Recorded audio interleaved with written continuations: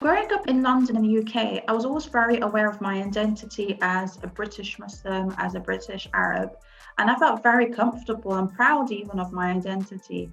And funnily enough, when my dad got his job in Qatar and we moved over there, my dad had this idea that moving to an Islamic country or to a Muslim country, that his children, so me and my brothers and sisters, that we would feel safer and more comfortable in our identity as like a Muslim and an Arab.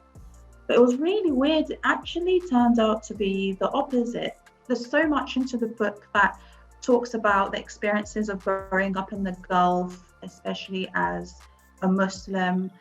And I definitely explore a lot of social issues such as racism through the lens of a young person.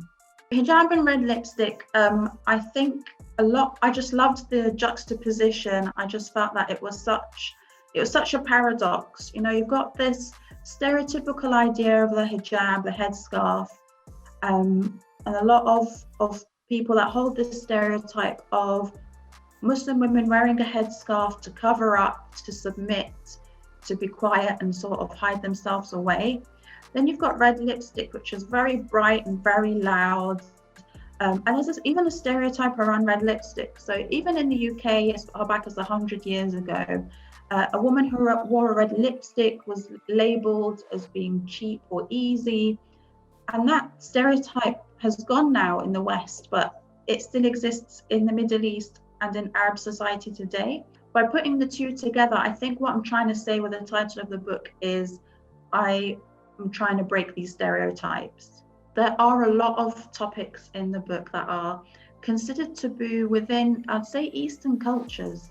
And I wouldn't say Islam. The reason being that when you really read into Islam and the Hadith, you discover that back at the Prophet Muhammad, peace be upon him's time, that subjects such as intimacy and, affection and emotions and mental health, the society and the community in the Prophet's time, they actually spoke really openly about these things.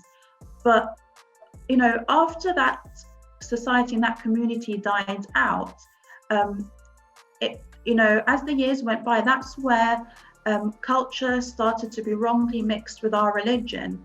And that's where we have this idea, within Asian and Arab and Muslim communities, that talking about things like mental health or sex or intimacy, that it's, shameful and taboo.